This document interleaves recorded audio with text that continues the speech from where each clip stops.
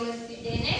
ಈಗ ದೈಹಿಕ ಶಿಕ್ಷಣ ಅಧ್ಯಾಯ 1 ಆಧುನಿಕ ಒಲಿಂಪಿಕ್ ಮತ್ತು ಏಷ್ಯನ್ ಕ್ರೀಡೆಗಳು.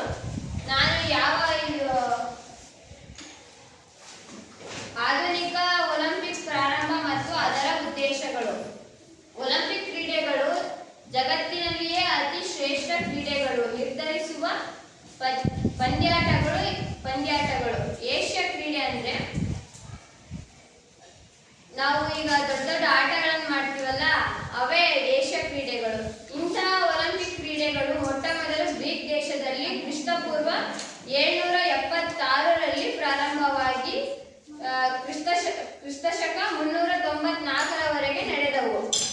ಅಂದ್ರೆ ಈ ಪ್ರಾರಂಭವಾಗಿದ್ದು ಕ್ರಿಸ್ತಪೂರ್ವ 776ರಲ್ಲಿ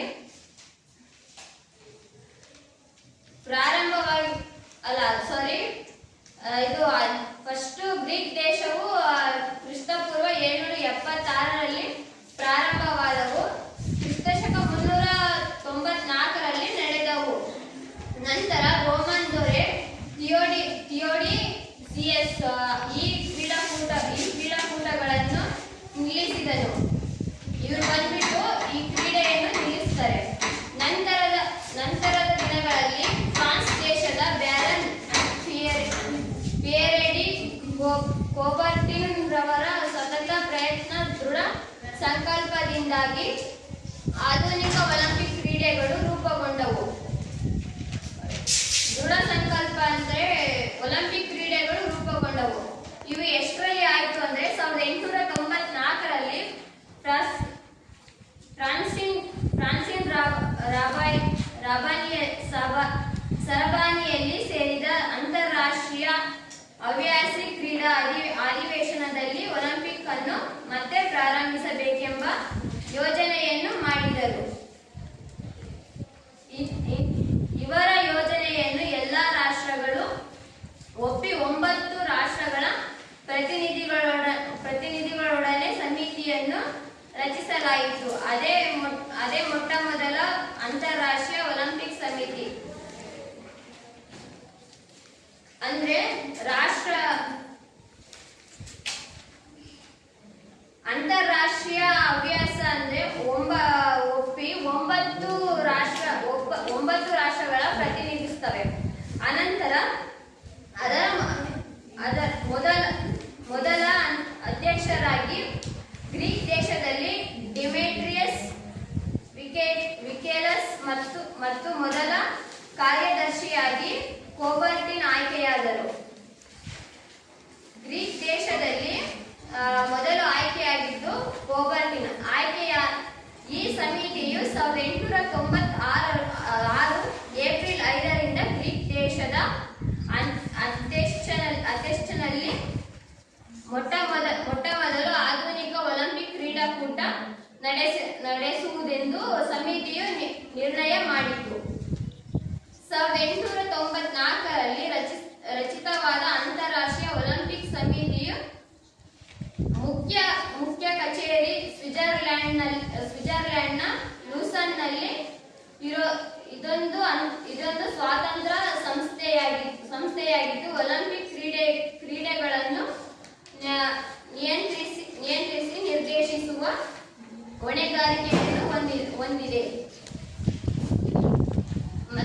ನೆಕ್ಸ್ಟ್, ಯಾವುದೇ ಜಾತಿ, ವರ್ಣ, ಧರ್ಮ ಭೇದ ಭಾವವಿಲ್ಲದೆ, ಅಂದ್ರೆ ನಾವೀಗ ಯಾವ್ದಾರ ಒಂದು ಕ್ರೀಡೆ ಸಮಾರಂಭದಲ್ಲಿ ಆಚರಿಸ್ತೀವಿ ಅಂದ್ರೆ ಅದರಲ್ಲಿ ಜಾತಿ ಭೇದ ಈ ತರ ನಾವೇನು ನೋಡೋ ಆಗಿಲ್ಲ. ಎಲ್ಲರೂ ಒಟ್ಟುಗೂಡಿ ಎಲ್ಲರನ್ನು ಒಂದೇ ತರ ನೋಡ್ಕೊಂತ ಆಡ್ಬೇಕು.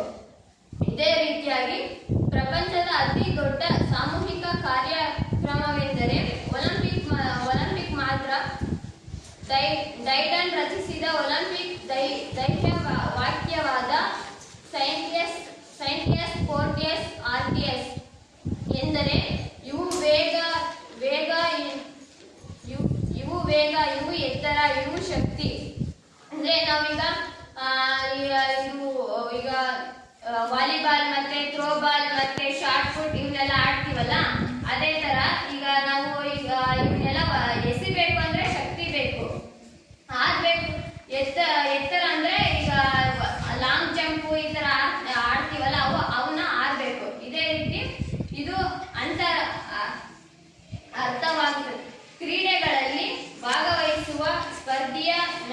ನೈಪುಣ್ಯತೆ ಹಾಗೂ ದೈಹಿಕ ಸಾಮರ್ಥ್ಯವನ್ನು ಪರೀಕ್ಷಿಸುವುದೇ ಒಲಿಂಪಿಕ್ನ ಮುಖ್ಯ ಗುರಿ ಎಂದು ಸೂಚಿಸುತ್ತದೆ. ಎಲ್ಲರಿಗೂ ಧನ್ಯವಾದಗಳು. ನನ್ನ ಹೆಸರು ಸೃಷ್ಟಿ. ನಾನು 10ನೇ ತರಗತಿಯಲ್ಲಿ ಓದುತ್ತಿದ್ದೇನೆ. ನಾನು ನಿಮಗೆ ತಿಳಿಸಿಕೊಡುವುದು ಏನೆಂದರೆ ಆಧುನಿಕ ಒಲಿಂಪಿಕ್ ಮತ್ತು ಏಷ್ಯನ್ ಕ್ರೀಡೆಗಳಲ್ಲಿ ಒಲಿಂಪಿಕ್ ಪದದ ಬಗ್ಗೆ ಹೇಳುತ್ತೇನೆ. ಒಲಿಂಪಿಕ್ ಕ್ರೀಡಾಧ್ವಜವನ್ನು 1912ರಲ್ಲಿ ಕೋಬರ್ಟಿನವರು ವಿನ್ಯಾಸಗೊಳಿಸಿದವರು. 1914ರಲ್ಲಿ ಪ್ಯಾರಿಸ್ನಲ್ಲಿ ನಡೆದ ಒಲಿಂಪಿಕ್ ಸಮ್ಮೇಳನದಲ್ಲಿ ಈ ಧ್ವಜವನ್ನು ಅಧಿಕೃತವಾಗಿ ಪ್ರಸ್ತುತಪಡಿಸಲಾಯಿತು. ಮೊದಲ ಬಾರಿಗೆ 1920ರ ಬೆಲ್ಜಿಯಂ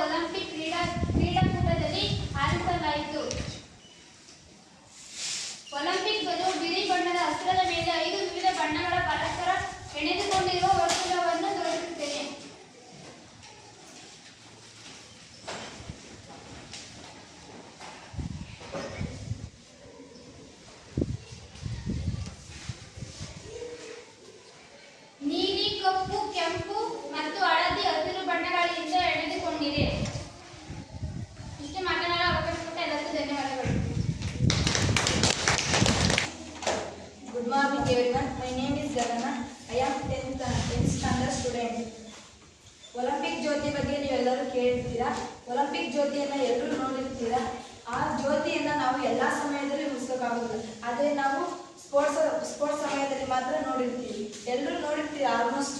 ಒಲಿಂಪಿಕ್ ಜ್ಯೋತಿಯನ್ನು ಪ್ರಪಂಚದ ಎಲ್ಲ ದೇಶಗಳ ನಡುವೆ ಏಕತೆಯನ್ನು ಸಾಧಿಸಲು 1936 ಜರ್ಮನಿಯ ಬರ್ಲಿನ್ ಒಲಿಂಪಿಕ್ ಕ್ರೀಡಾಕೂಟದಲ್ಲಿ ಮೊಟ್ಟ ಮೊದಲ ಬಾರಿಗೆ ಒಲಿಂಪಿಕ್ ಜ್ಯೋತಿಯನ್ನು ಬೆಳಗುವ ಪದ್ಧತಿಯನ್ನು ಜಾರಿಗೆ ತರಲಾಯಿತು.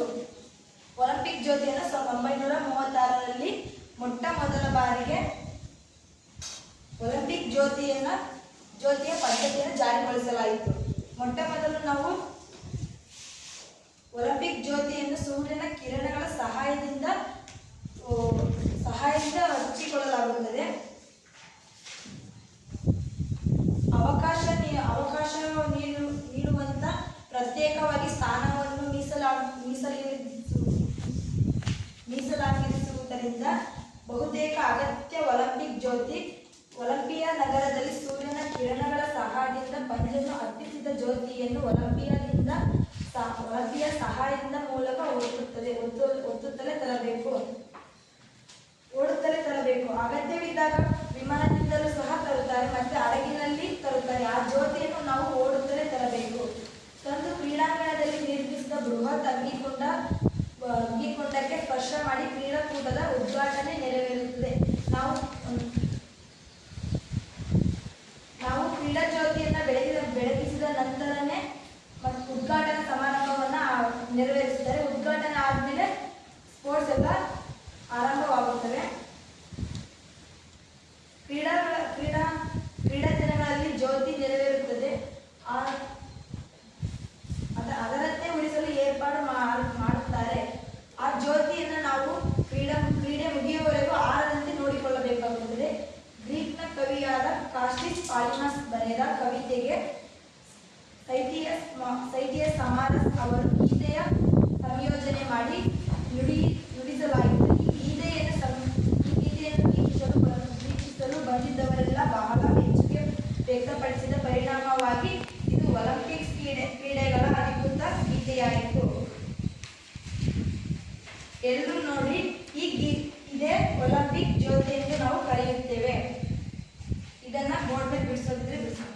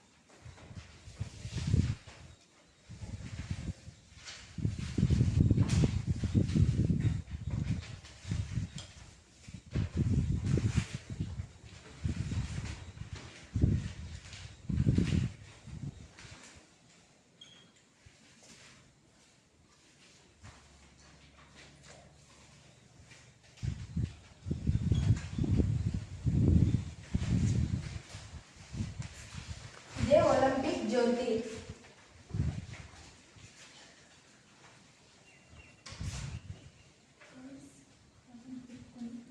ಇಲ್ಲಿ ಬರ್ತೇನೆ.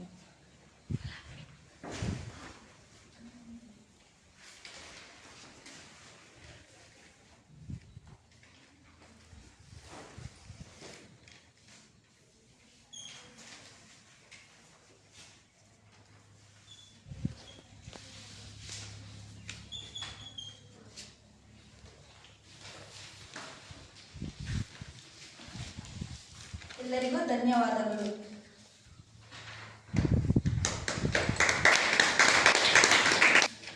ಎಲ್ಲರಿಗೂ ಬೆಳಗಿನ ಶುಭೋದಯ.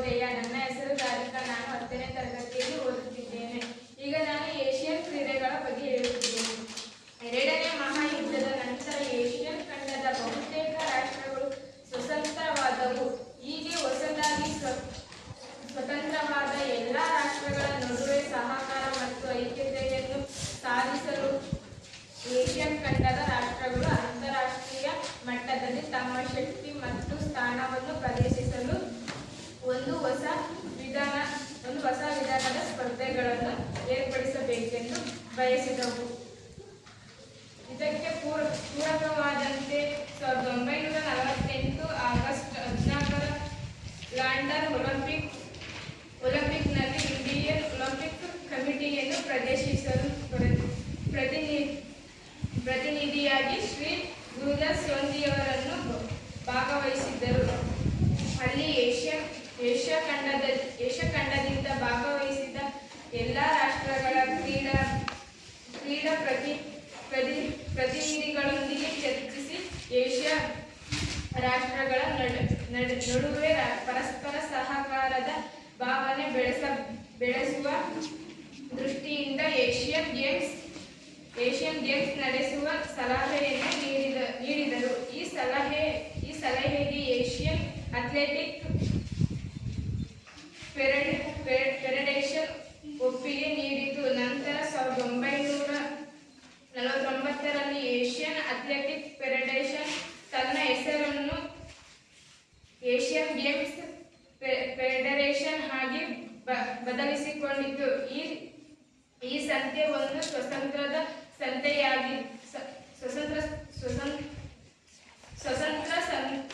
ಸಂಸ್ಥೆಯಾಗಿದ್ದು ಏಷ್ಯನ್ ಗೇಮ್ಸ್ನ ಎಲ್ಲ ಜವಾಬ್ದಾರಿಗಳನ್ನು ನಿರ್ವಹಿಸುತ್ತದೆ.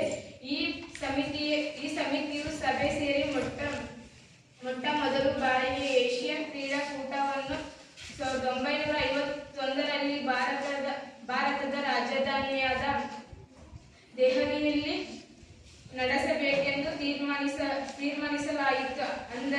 ಅದರಂತೆ ಈ ಕ್ರೀಡಾಕೂಟವು ಯಶಸ್ವಿಯಾಗಿ ಪ್ರಾರಂಭವಾಗಿ ಅಂದಿನಿಂದ ಪ್ರತಿ 4 ವರ್ಷಕ್ಕೊಮ್ಮೆ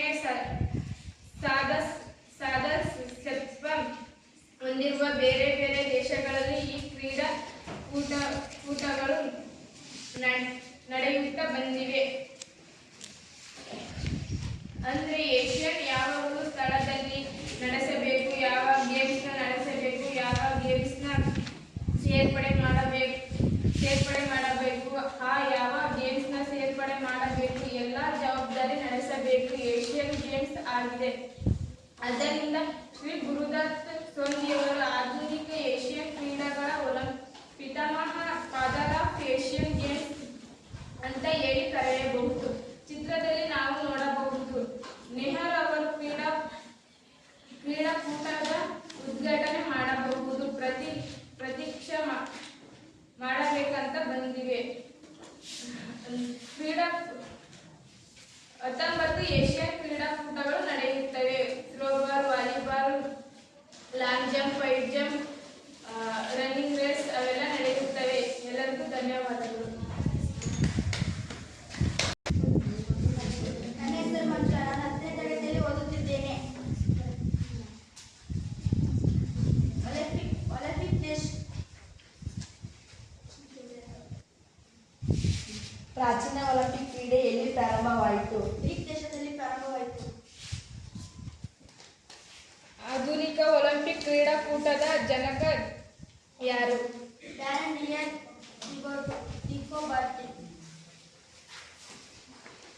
ಆಧುನಿಕ ಒಲಿಂಪಿಕ್ ಕ್ರೀಡೆ ಮೊಟ್ಟ ಮೊದಲು ಯಾವ ದೇಶದಲ್ಲಿ ಪ್ರಾರಂಭವಾಯಿತು? ಯುಎಸ್ನಲ್ಲಿ ಪ್ರಾರಂಭವಾಯಿತು. ಅಂತಾರಾಷ್ಟ್ರೀಯ ಒಲಿಂಪಿಕ್ ಸಮಿತಿಯ ಕೇಂದ್ರ ಕಚೇರಿ ಎಲ್ಲಿದೆ? ಸ್ವಿಟ್ಜರ್ಲ್ಯಾಂಡ್ನಲ್ಲಿದೆ.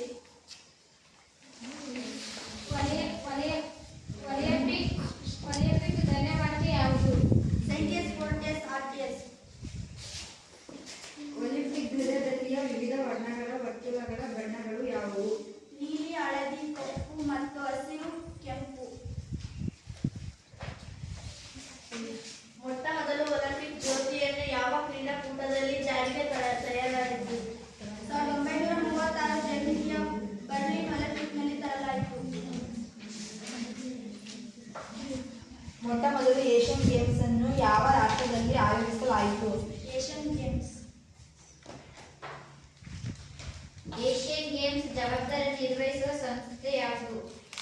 ಕ್ರೀಡಾ ಧ್ವಜವನ್ನು 1912ರಲ್ಲಿ ಕೋಬರ್ಟಿನ್ ಅವರು ವಿನ್ಯಾಸಗೊಳಿಸಿದರು. 1914ರಲ್ಲಿ ಪ್ಯಾರಿಸ್ನಲ್ಲಿ ನಡೆದ ಒಲಿಂಪಿಕ್ ಸಮ್ಮೇಳನದಲ್ಲಿ ಧ್ವಜವನ್ನು ಅಧಿಕೃತವಾಗಿ ಪ್ರಸ್ತುತಪಡಿಸಿದರು.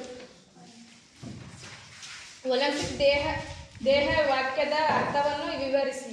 ಧ್ಯೇಯವಾಕ್ಯವಾದ ಸೈಂಟಿಯಸ್, ಸ್ಪೋರ್ಟಿಯಸ್, ಆರ್ಟಿಯಸ್ ಎಂದರೆ ಇನ್ನೂ ವೇಗ, ಇನ್ನೂ ಎತ್ತರ, ಇನ್ನೂ ಶಕ್ತಿ ಎಂದು ಅರ್ಥವಾಗುತ್ತದೆ. ಕ್ರೀಡೆಗಳು ಭಾಗವಹಿಸುವ